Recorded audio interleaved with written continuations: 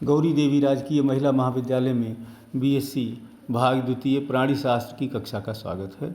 बच्चों, मैं doctor VN Pandey आपको फिजियोलॉजी एंड बायोकेमिस्ट्री का पेपर पढ़ा रहा हूँ। इसमें आपको पिछले लेक्चर में तंत्रिका तंत्र की संरचना अर्थात न्यूरॉन के स्ट्रक्चर के बारे में बताया था। आज हम नर्व इम्पल्स किस प्रकार से उत्पन्न होता है और किस प्रकार से प्रोपेगेशन अर्थात उसका आगे संप्रेषण होता है, इसकी बात करेंगे। सबसे पहले रेस्टिंग पोटेंशियल के बारे में समझें। जो एक्सॉन होता है ये एक नलिकानुमा स्ट्रक्चर है और इसमें एक्सोप्लाज्म भरा हुआ है। अगर हम किसी गैल्वेनोमीटर की सहायता से इसकी झिल्ली के बाहर और झिल्ली के अंदर का हम पोटेंशियल डिफरेंस नापें सामान्य अवस्था में, जबकि तंत्रिका कोई कार्य नहीं कर रहा है, उस समय अगर हम एक्सॉन की झिल्ली के बाहर और भीतर का पोटेंशियल डिफरेंस नापें तो पता लगेगा कि बाहर की तरफ पॉजिटिव चार्ज मिलेगा और भीतर की तरफ नेगेटिव चार्ज मिलेगा। ये बाहर की तरफ जो पॉजिटिव चार्ज है इसकी मात्रा 40 से 120 मिलीवोल्ट तक हो सकती है। इसी को हम रेस्टिंग पोटेंशियल कहते हैं। दूसरी बात आती है एक्शन पोटेंशियल की। अगर इस एक्सॉन को किसी प्रकार का स्टिमुलस दिया जाए, उसको उत्प्रेरित किया जाए, तो पता लगता है कि जो बाहर पॉजिटिव चार्ज है वो निगेटिव चार्ज के रूप में बदल जाता है, बहुत ही सूक्ष्म समय के लिए, बहुत ही अल्प समय के लिए। और इसी जो निगेटिव चार्ज उत्पन्न हुआ है इसी को हम नर्व इम्पल्स कहते हैं। और जो पोटेंशियल डिफरेंस डेवलप हुआ है, पहले से परिवर्तित हो गया है, इसको हम एक्शन पोटेंशियल कहते हैं। तो एक्शन पोटेंशियल में निगेटिव चार्ज बाहर आ गया है, जबकि सामान्य अवस्था में पॉजिटिव चार्ज बाहर की तरफ है।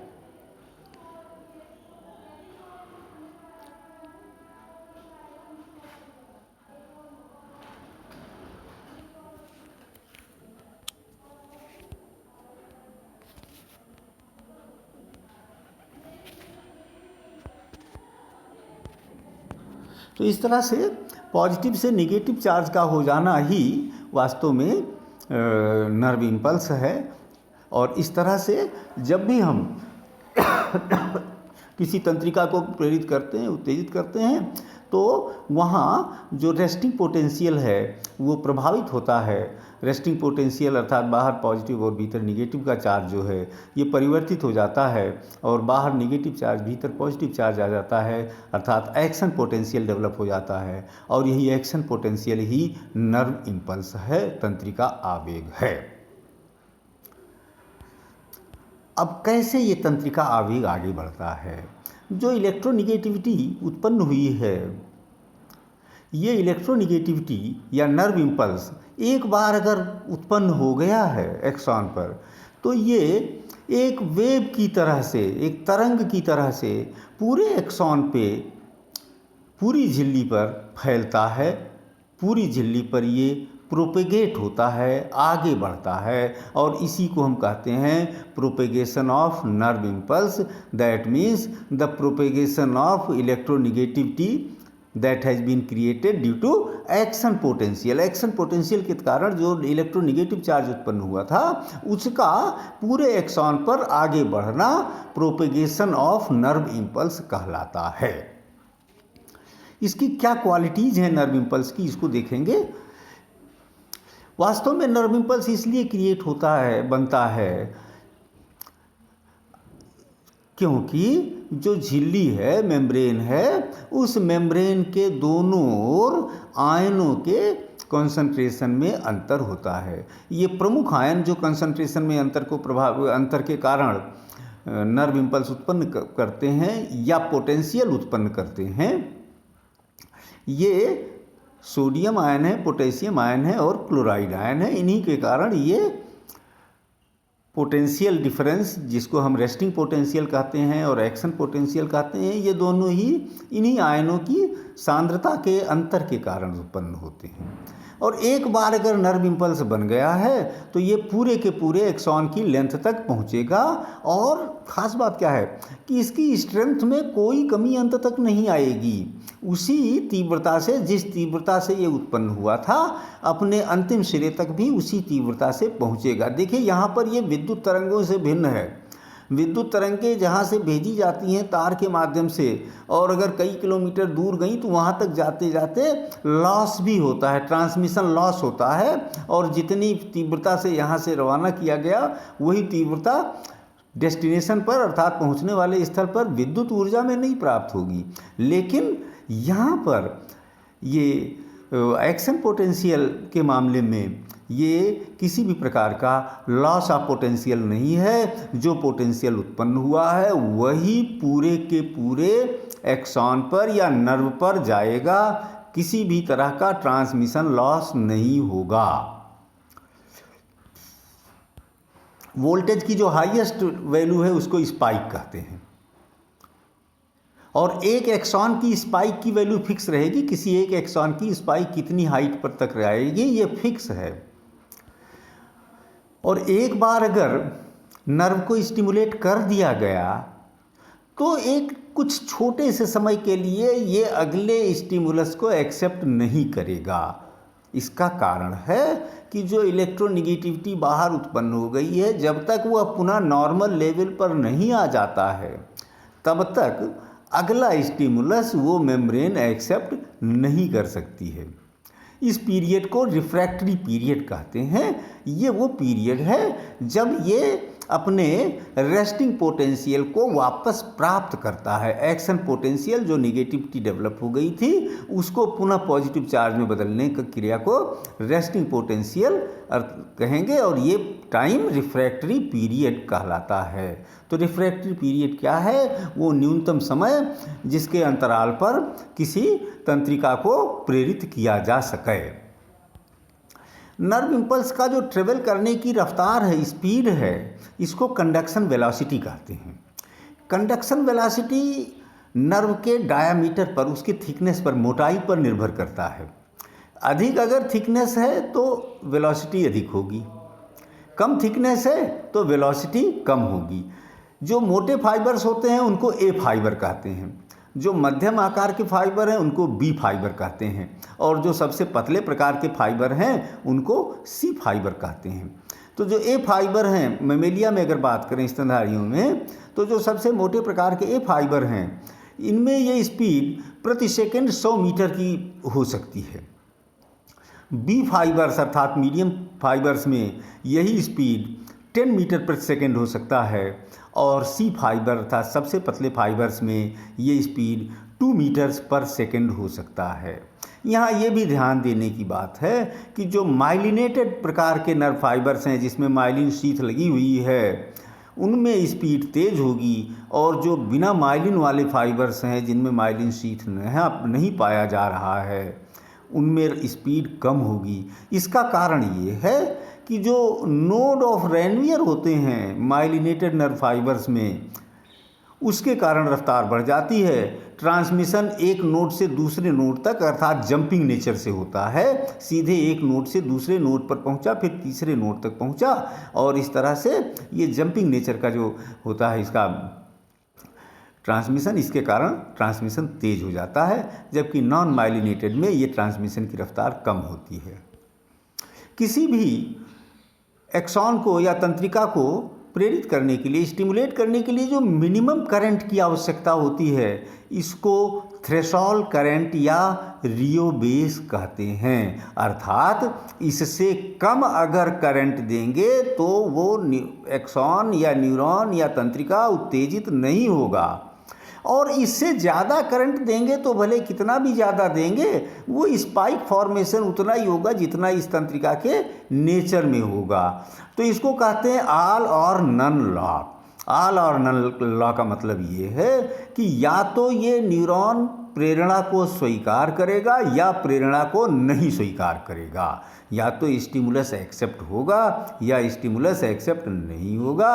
अगर स्टिमुलस एक्सेप्ट होगा तो वो पूरी तरह से होगा अर्थात स्पाइक बनेगी तो पूरी बनेगी, और अगर स्टिमुलस अर्थात थ्रेशोल्ड करंट से कम है या रियो बेस से कम है, तो फिर ये तंत्रिका प्रेरित नहीं होगी, स्टिमुलेट नहीं होगी। तो इसका अर्थ है कि या तो पूरी तरह से ये तंत्रिका प्रेरित होगी या तो नहीं होगी। इसी को हम कह सकते हैं कि या तो नर्व इम्पल्स जनरेट होगा या नर्व इम्पल्स जनरेट नहीं होगा। लेकिन ऐसा नहीं हो सकता कि नर्व इम्पल्स जनरेट हुआ लेकिन कम स्ट्रेंथ का जनरेट हुआ, ऐसा नहीं हो सकता।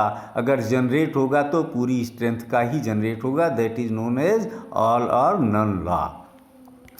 अब हम इसके आयनिक बेसिस की बात करते हैं कि ये तंत्रिका आवेग की उत्पत्ति का आयनिक आधार क्या है। एक इक्वेशन है जिसको नर्स्ट डिफ्यूजन इक्वेशन कहते हैं। ये केमिस्ट्री का इक्वेशन है, नर्स्ट नाम के वैज्ञानिक ने इसको दिया था। इस इक्वेशन के अनुसार अगर एक सेमी परमिएबल मेम्ब्रेन हो और इसके दोनों ओर आयनों की सांद्रता में भिन्नता हो तो इसके परिणाम स्वरूप पोटेंशियल डिफरेंस उत्पन्न हो जाएगा।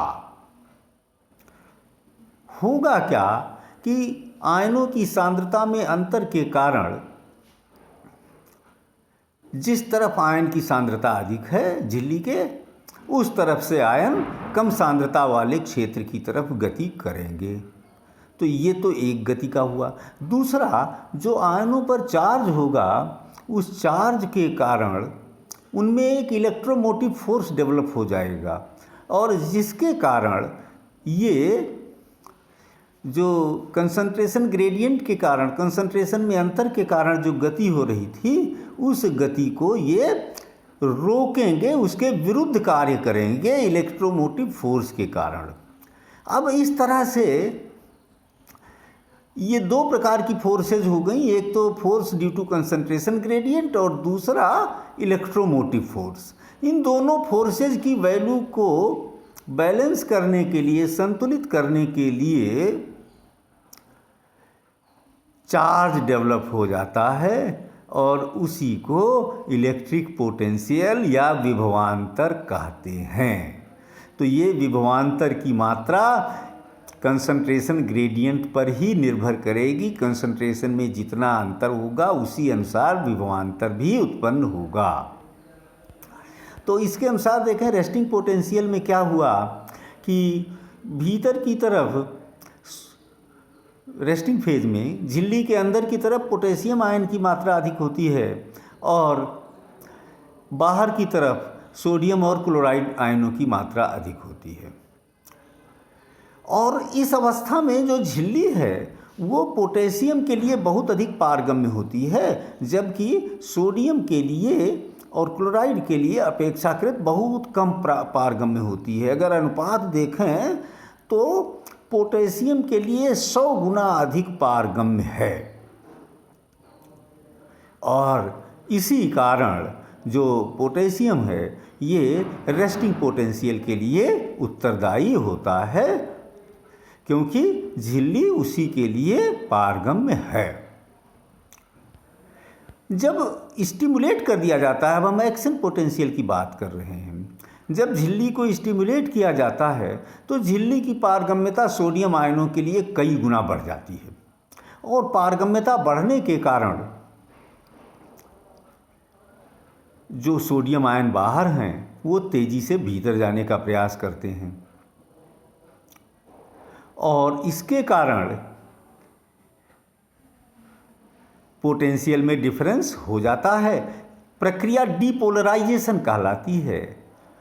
झिल्ली की डीपोलराइजेशन, सोडियम आयनों का भीतर प्रवेश करना। अब ये जो सोडियम आयन भीतर प्रवेश कर रहे हैं इनको एक्टिव ट्रांसपोर्ट की क्रिया के द्वारा बाहर निकाला जाता है जिसमें एटीपी खर्च होती है। तो जब सोडियम आयन बाहर से अंदर चले गए ये अवस्था डीपोलराइजेशन कहलाई और जब उन सोडियम आयनों को फिर से बाहर पुश कर दिया गया, निकाल दिया गया, तो वो अवस्था रीपोलराइजेशन कहलाती है। अर्थात फिर से पुरानी स्थिति प्राप्त हो गई, फिर से सोडियम आयन बाहर की तरफ पहुंच गए। ये सोडियम आयन को बाहर निकालने की दो तरीके हो सकते हैं। एक तो सोडियम पंप कहलाता है, अर्थात एटीपी की सहायता से सोडियम को कोशिका के मेम्ब्रेन के भीतर से बाहर की तरफ पुश करना। और दूसरा इसको कैटायन एक्सचेंज पंप कहते हैं। एक्सचेंज का मतलब बदलना होता क्या है कि सोडियम को बाहर निकालते हैं और उसके बदले में पोटेशियम को भीतर ले लेते हैं। तो इस तरह से सोडियम के बदले पोटेशियम को भीतर ले लेना, ये कहलाता है कैटायन एक्सचेंज पंप। तो इस तरह से ये रीपोलराइजेशन की अवस्था उत्पन्न होती है और फिर से सामान्य स्थिति प्राप्त हो जाती है। तो इस तरह से जहाँ भी ये नर्व इम्पल्स उत्पन्न हुआ वहाँ एक बार डिपोलराइजेशन हुआ, अर्थात नर्व इम्पल्स बन गया। धीरे धीरे वो डिपोलराइजेशन उस झिल्ली में दोनों तरफ, चारों तरफ, हर तरफ बढ़ता चला जाता है और साथ ही साथ रीपोलराइजेशन की क्रिया भी होती चली जाती है और इसी को कहते हैं प्रोपेगेशन ऑफ नर्व इम्पल्स का आगे बढ़ना। तो आशा है कि आप ये समझ गए होंगे। आगे अभी हम इस टॉपिक पर और चर्चा करेंगे। हम बात करेंगे साइनेप्टिक ट्रांसमिशन की और रिफ्लेक्स एक्शंस की। थैंक यू विद्यार्थियों।